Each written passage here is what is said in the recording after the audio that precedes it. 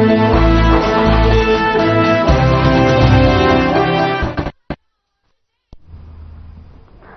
राम राम हरियाणा देख रहे हैं आप। मैं हूं आपके साथ भावना त्रिपाठी। पूर्व प्रधानमंत्री डॉक्टर मनमोहन सिंह का गुरुवार की रात को निधन हो गया। उन्होंने 92 साल की उम्र में दुनिया को अलविदा कह दिया। मनमोहन सिंह लंबे समय से बीमार चल रहे थे। गुरुवार को भी बीमारी के चलते उन्हें दिल्ली स्थित एम्स लाया गया था, जहां देर रात उन्होंने अंतिम सांस ली। राष्ट्रपति द्रौपदी मुर्मू, पीएम मोदी, केंद्रीय गृह मंत्री अमित शाह, कांग्रेस प्रदेश अध्यक्ष मल्लिकार्जुन खड़गे, सोनिया गांधी, राहुल गांधी, प्रियंका गांधी समेत तमाम नेताओं ने उनके आवास पहुंचकर उन्हें श्रद्धांजलि दी। तो वहीं देश के 7 दिनों का राष्ट्रीय शोक घोषित किया गया है। शनिवार सुबह 8 बजे उनके पार्थिव शरीर को उनके आवास से एआईसीसी मुख्यालय लाया जाएगा, जहां 9:30 बजे तक कांग्रेस कार्यकर्ता उन्हें श्रद्धांजलि अर्पित कर सकेंगे। इसके बाद 9 बजे एआईसीसी मुख्यालय से ही उनकी अंतिम यात्रा शुरू होगी।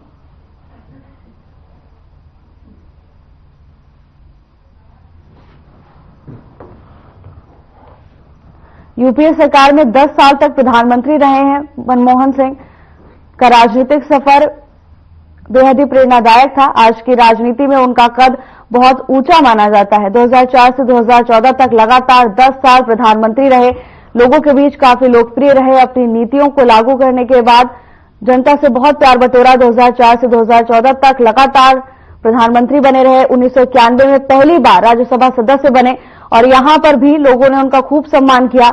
मौन व्यक्तित्व था, लेकिन उनकी खामोशी ही काफी थी। अर्थशास्त्री पूर्व पीएम नरसिम्हा राव की सरकार में वित्त मंत्री की भूमिका निभाई। वित्त मंत्री होने के दौरान तमाम नई नीतियां लागू की, जिससे देश को आर्थिक मजबूती मिली है और उनकी उन नीतियों का आज भी देश को लाभ मिल रहा है। 1 अक्टूबर 1991 से 14 जून 2019 तक राज्यसभा के सदस्य रहे। पूर्व पीएम मनमोहन सिंह ने दुनिया को अलविदा कह दिया है, लेकिन उनका राजनीतिक व्यक्तित्व उनका 20 अगस्त 2019 से 3 अप्रैल 2024 तक से राज्यसभा सदस्य बने रहे।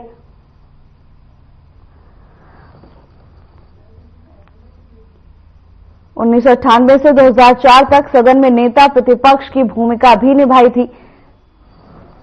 अपने राजनीतिक सफर में तमाम अहम भूमिका पूर्व पीएम मनमोहन सिंह ने निभाई।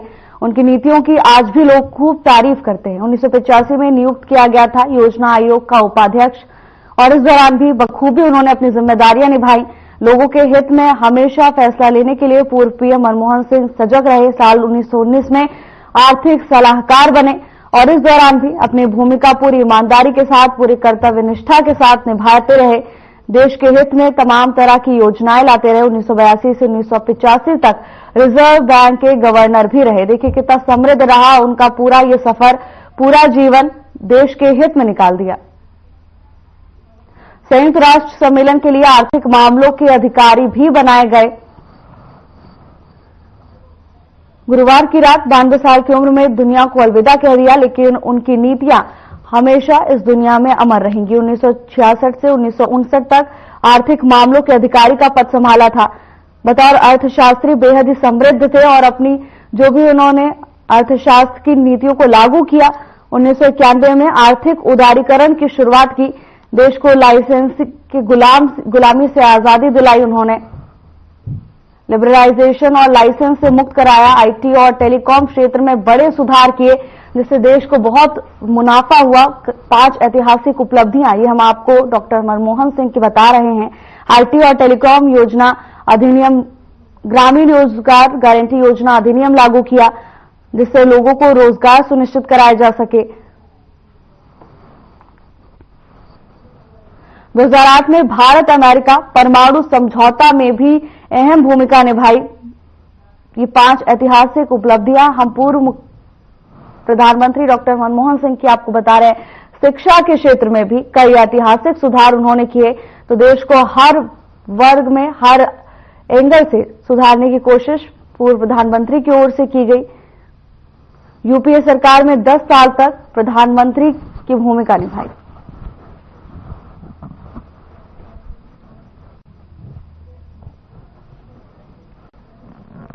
दो 2004 से 2014 तक लगातार 10 साल प्रधानमंत्री बने रहे और देश के लिए कई तरह की जनहितैषी योजनाएं लागू की। हमेशा देश के हित के बारे में सोचते रहे।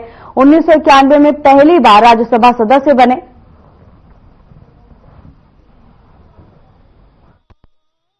पूर्व प्रधानमंत्री डॉक्टर मनमोहन सिंह के निधन पर हरियाणा के मुख्यमंत्री नायब सिंह सैनी ने कहा कि देश ने एक राजनेता ही नहीं बल्कि एक अर्थशास्त्री भी खो दिया। पंजाब में गांव में जन्म लेने से लेकर अर्थशास्त्री और प्रधानमंत्री बनने तक का उनका सफर राष्ट्र सेवा के प्रति उनकी प्रतिबद्धता को दर्शाता है। उन्हें उनकी सादगी और उनके आर्थिक फैसलों के लिए हमेशा याद किया जाएगा। सीएम ने ईश्वर से प्रार्थना की है कि उनकी आत्मा को शांति मिले।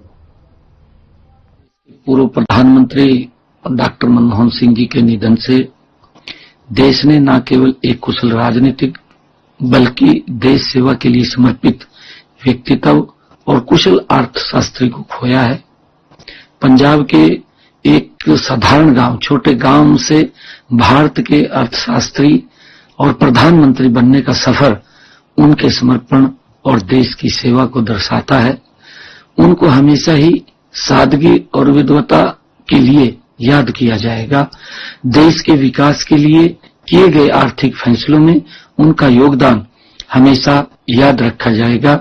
मेरी ईश्वर से प्रार्थना है कि दिवंगत आत्मा को शांति प्रदान करे और परिवार तथा प्रियजनों को इस कठिन समय में संबल दे। जिला परिषद चेयरमैन के खिलाफ अविश्वास प्रस्ताव पर अभी कोई फैसला नहीं हो पाया। इसका कारण पार्षदों के कोरम का पूरा न होना बताया जा रहा है।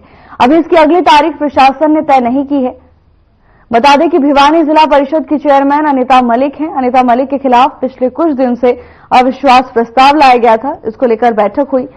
बैठक में कोरम पूरा नहीं होने की वजह से बैठक नहीं हो पाई और अगले आदेश तक टाल दी गई। तो वहीं चेयरमैन अनीता मलिक ने आरोप लगाए हैं कि अविश्वास प्रस्ताव एक सांसद के कहे जाने पर लाया जा रहा है।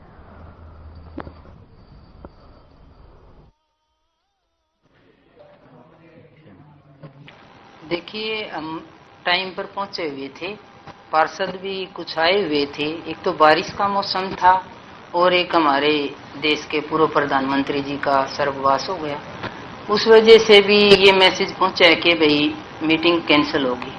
और आने वाली 7 तारीख को मैं आप सबको आपके चैनल के माध्यम से ये बताना चाहती हूँ कि भाई ये 7 तारीख वाली भी आप देख लेना, मीटिंग कैंसिल ही होगी। या तो डीसी साहब की तबीयत खराब होगी या कोई न कोई प्रशासनिक कारण बताया जाएगा।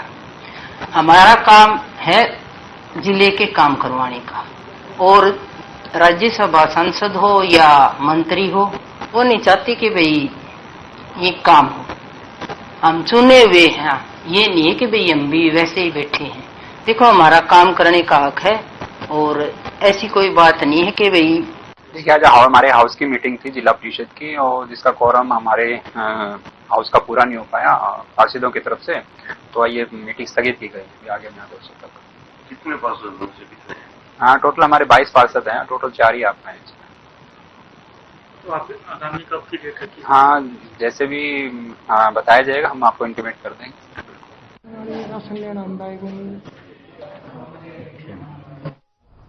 शहरी और स्थानीय निकायों में होने वाले चुनाव और उपचुनाव को देखते हुए राज्य चुनाव आयोग ने इलेक्टोरल रोल से जुड़े अधिकारियों और कर्मचारियों के ट्रांसफर पर रोक लगा दी है। बता दें कि इन अधिकारियों के ट्रांसफर करने से पहले राज्य चुनाव आयोग से मंजूरी लेनी होगी। चंडीगढ़ में अधिकारियों और कर्मचारियों के ट्रांसफर पर रोक लगा दिए गए हैं। आपको बता दें कि जल्द ही निकाय चुनाव या फिर उपचुनाव हो सकते हैं, जिसके चलते ये बड़ा फैसला प्रशासन की ओर से लिया गया, जिसमें सभी अधिकारियों और कर्मचारियों के ट्रांसफर पर फिलहाल रोक लगा दी गई है। राज्य चुनाव आयोग यानी SEC के द्वारा ये आदेश दिया गया है, जिसमें अभी फिलहाल अधिकारियों और कर्मचारियों के ट्रांसफर पर रोक लगा दी गई है। निकाय चुनाव और उपचुनाव को देखते हुए ये फैसला लिया गया है। प्रदेश में जल्द ही निकाय चुनाव हो सकते हैं और इसी को लेकर प्रशासनिक व्यवस्थाओं को सुदृढ़ किया जा रहा है। निकाय चुनाव और उपचुनाव को देखते हुए सभी अधिकारियों और कर्मचारियों के ट्रांसफर पर अभी के लिए रोक लगा दी गई है।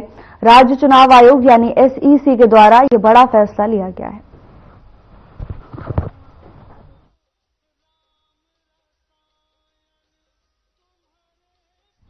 होडल अनाज मंडी में श्री खाटू श्याम बाबा के संकीर्तन को लेकर तैयारियां पूरी हो गई हैं। श्याम प्रेमी प्रधान सुनील गोयल ने जानकारी देते हुए बताया कि श्याम बाबा के संकीर्तन को लेकर सभी तैयारियां पूरी कर ली गई हैं। उन्होंने बताया कि संकीर्तन का शुभारंभ बाबा की अखंड ज्योत और आरती के साथ किया जाएगा और बाबा का भव्य दरबार सजाया जाएगा। इसके अलावा कोलकाता के सुप्रसिद्ध भजन गायक संजय मित्तल और फतेहाबाद से परविंदर पलक श्याम बाबा के भजनों का गान करेंगे।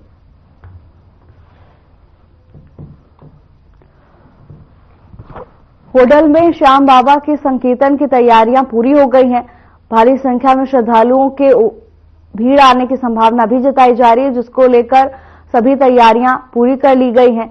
सुरक्षा व्यवस्था के भी पुख्ता इंतजाम किए गए हैं। ये तस्वीरें होडल से हैं, जहां खाटू श्याम बाबा का संकीर्तन आयोजित हो रहा है और इसी को लेकर तैयारियां लगभग पूरी हो गई हैं।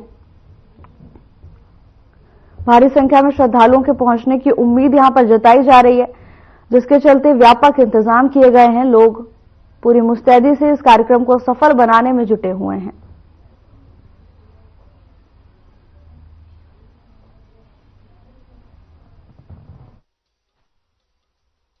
ये जो 28 तारीख शनिवार जो कीर्तन रखा गया है, ये समस्त होडल के श्याम प्रेमियों के द्वारा किया जा रहा है और इसकी पूरी तैयारियां चल रही हैं, जो कि कल तक शाम तक 4 बजे तक पूरी तैयारियां हो जाएंगी। जागरण का जो संकीर्तन है ये करीब 7 बजे स्टार्ट हो जाएगा और सभी समस्त श्याम प्रेमी जो आसपास के हमारे पुराना, पलवल, हसनपुर, कोसी सभी भक्तजन सभी पहुंचे इष्ट मित्रों के साथ।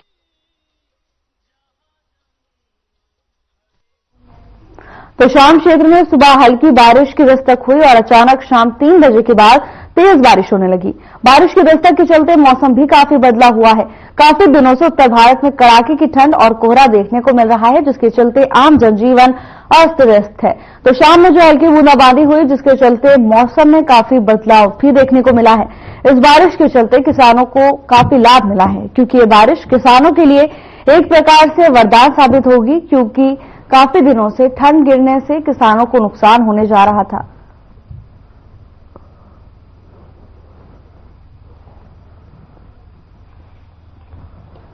तो शाम में सुबह हल्की बारिश देखने को मिली, तो वहीं दोपहर 3 बजे तक तेज बारिश होने लगी। इस बारिश को किसानों के लिए बेहद लाभदायक बताया जा रहा है। तो वहीं बारिश से जनजीवन अस्त व्यस्त नजर आया, लोगों को बाहर निकलने में दिक्कतों का सामना करना पड़ा। तस्वीरें तो शाम से हैं, जहां बारिश के बाद किसानों के चेहरे खिल गए। किसानों का कहना है कि इस समय यह बारिश उनके लिए और उनकी फसलों के लिए बेहद जरूरी थी। तो वहीं जगह जगह पानी भरने से लोगों को परेशानी का सामना करना पड़ा। लोग घरों में कैद होने को मजबूर हो गए। बारिश आने से तापमान में भी गिरावट दर्ज की गई। फतेहाबाद में मौसम ने भयानक रूप दिखाया। रात से ही रही बारिश के बाद भारी ओलावृष्टि भी हुई। फतेहाबाद जिले के गांव बरसीन, गांव माजरा, गांव झलनिया, बड़ोपल, धांगड़ समेत काफी गांव में भयानक ओलावृष्टि हुई। ओलावृष्टि के बाद सड़कों पर बर्फ की चादर बिछी नजर आई। फसलों को नुकसान की आशंका है। बता दें कि बारिश के बाद जहां किसानों के चेहरे खिले हुए थे, तो वहीं अब ओलावृष्टि के बाद किसानों के चेहरे परेशान नजर आने लगे हैं। ओलों की मार से उनकी गेहूं, सरसों के साथ साथ सब्जियों की फसलें भी प्रभावित होने की आशंका जताई जा रही है।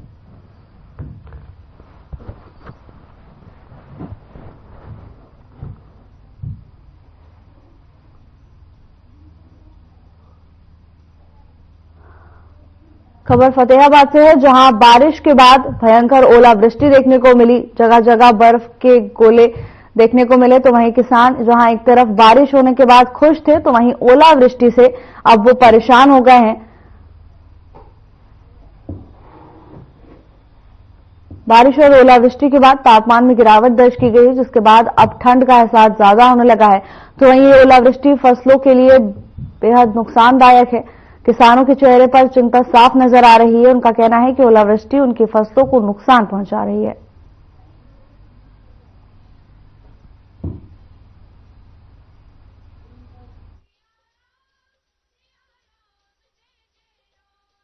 पानीपत से एक ब्लैकमेलिंग का मामला सामने आया है, जहां 2 व्यक्तियों ने एक लिव इन में रहने वाले कपल को ब्लैकमेल कर 20 लाख रुपए की रंगदारी की मांग की। तो वहीं इस मामले में पुलिस ने दोनों ही आरोपियों को गिरफ्तार कर लिया है। दोनों आरोपियों की पहचान राहुल निवासी गांव देवपुरी घरौंडा करनाल और मंजीत मूल निवासी पटियाला और हाल निवासी गांव बराना जिला पानीपत के रूप में हुई है। दोनों आरोपी सीसीटीवी कैमरे ठीक करने और इंस्टॉल करने का काम किया करते हैं। आरोपियों ने लिव इन कपल के सीसीटीवी को फोन में इंस्टॉल करने के बहाने उनकी जीमेल आईडी और पासवर्ड पूछ लिया था। इसके बाद वो कैमरों को वॉच करते रहे। इस बीच उन्हें कपल के निजी पलों का भी वीडियो मिला, जिसके आधार पर उन्होंने ब्लैकमेल कर रुपए मांगे। इस पूरे मामले की जानकारी डीएसपी मुख्यालय सतीश वत्स ने दी है।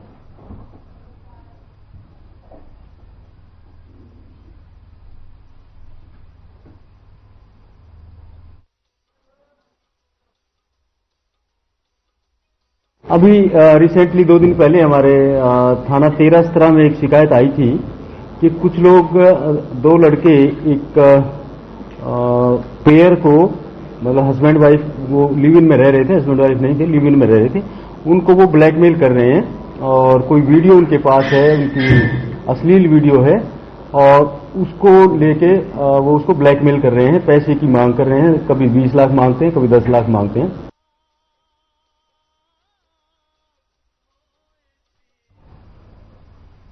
सेंट्रल साइबर क्राइम की टीम ने लोगों से ऑनलाइन ठगी करने वाले 15 ठगों को नोएडा से गिरफ्तार किया है। बता दें कि गिरफ्तार किए गए आरोपियों को फरीदाबाद के बादशाह खान सिविल अस्पताल में लाया गया, जहां पर उनका मेडिकल परीक्षण करने के बाद उन्हें कोर्ट में पेश किया जाएगा।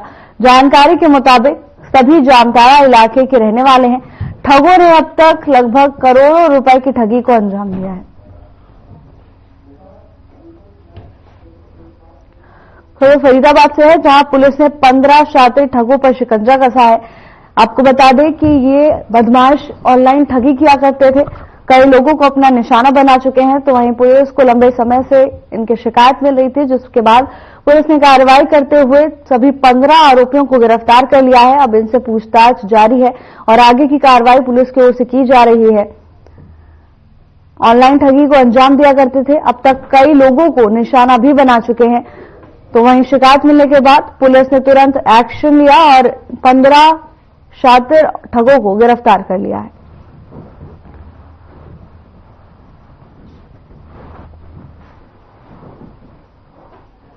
कुरुक्षेत्र पुलिस ने बड़ी वारदात को अंजाम देने के फिराक में अवैध असले के साथ एक आरोपी को गिरफ्तार किया है। पुलिस की अपराध अन्वेषण शाखा 2 ने अवैध असला रखने के आरोपी रमनदीप उर्फ जो निवासी चिब्बा जिला कुरुक्षेत्र को गिरफ्तार कर उसके कब्जे से 1 देसी पिस्टल, 40 जिंदा रॉन्ड, 3 मैगजीन के साथ मोटरसाइकिल बरामद करने में सफलता हासिल की। अपराध अन्वेषण शाखा 2 प्रभारी मोहन लाल ने जानकारी दी है।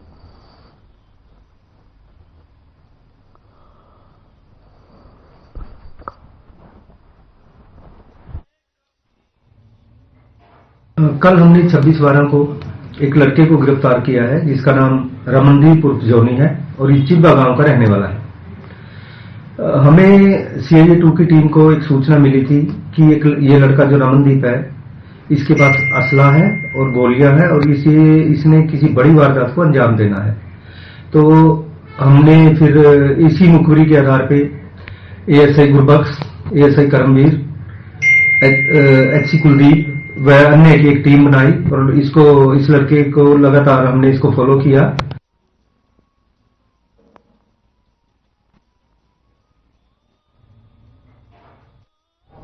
नीलोखेड़ी हल्के के विधायक भगवान दास कबीरपंथी ने निसिंग सरकारी कार्यालयों का औचक निरीक्षण किया।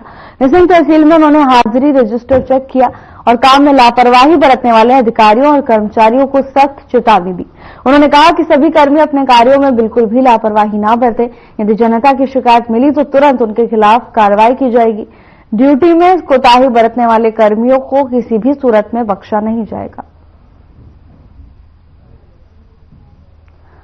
खबर नीलोखेड़ी से है, जहां विधायक औचक निरीक्षण में पहुंचे। इस दौरान उन्होंने अधिकारियों को निर्देश दिए हैं कि ठीक तरह से काम करें, किसी भी तरह की लापरवाही बर्दाश्त नहीं की जाएगी और ऐसे लापरवाह अधिकारियों पर सख्त एक्शन लिया जाएगा।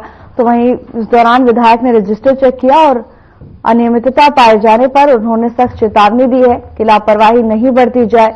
जनता के हित में काम करने के लिए समय से दफ्तर आए और जल्द से जल्द सभी समस्याओं का समाधान करें।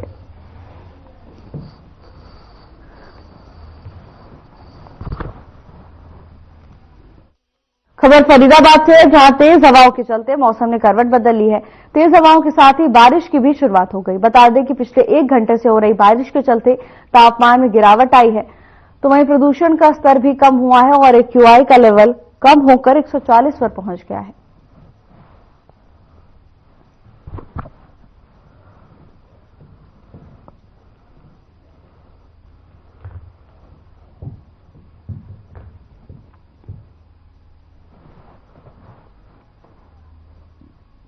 प्रदेश के अधिकतर जिलों में सुबह से ही रुक रुक कर बारिश हो रही है। कुछ स्थानों पर ओलावृष्टि भी हुई है। बता दें कि चौधरी चरण सिंह हरियाणा कृषि विश्वविद्यालय के मौसम वैज्ञानिक मदन लाल खीचड़ ने बताया कि बारिश का ये सिलसिला जारी रहेगा। उन्होंने बताया कि पश्चिमी विक्षोभ की सक्रियता पूरे प्रदेश में दर्ज की गई है। रुक रुक कर हो रही इस बारिश से अधिकतम और न्यूनतम तापमान में गिरावट दर्ज की गई है। तो वहीं बारिश से गेहूं, सरसों और चने की फसल को लाभ पहुंचेगा। सरसों की फसल को ओलावृष्टि से थोड़ा बहुत नुकसान हो सकता है, तो वहीं दूसरी तरफ गेहूं वैज्ञानिक डॉक्टर ओम प्रकाश बिश्नोई ने कहा कि इस बारिश से किसानों को काफी लाभ होगा।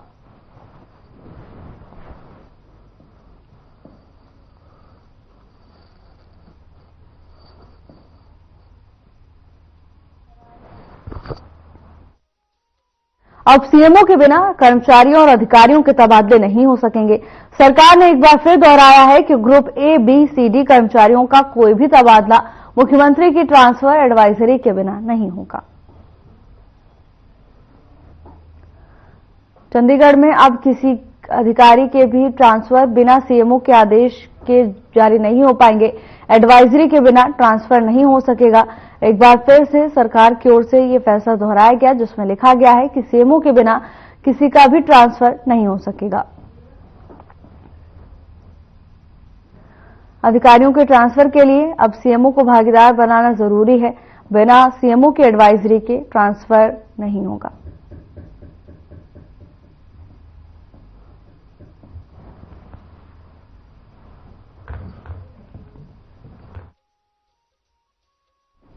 हरियाणा प्रदेश में ठंड के कारण स्कूलों में अवकाश घोषित कर दिया गया है। हरियाणा शिक्षा विभाग ने शीतकालीन अवकाश घोषित किया है। जनवरी महीने की 1 तारीख से लेकर 15 तारीख तक निजी और सरकारी स्कूलों में अवकाश रहेगा। आपको बता दें कि प्रदेश में ठंड के कारण शिक्षा विभाग ने स्कूलों में अवकाश घोषित किया है।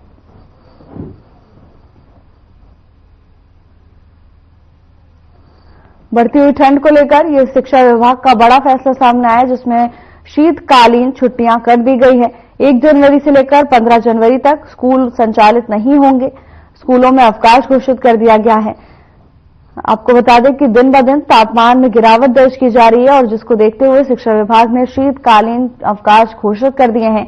1 जनवरी से लेकर 15 जनवरी तक स्कूलों का संचालन बंद रहेगा।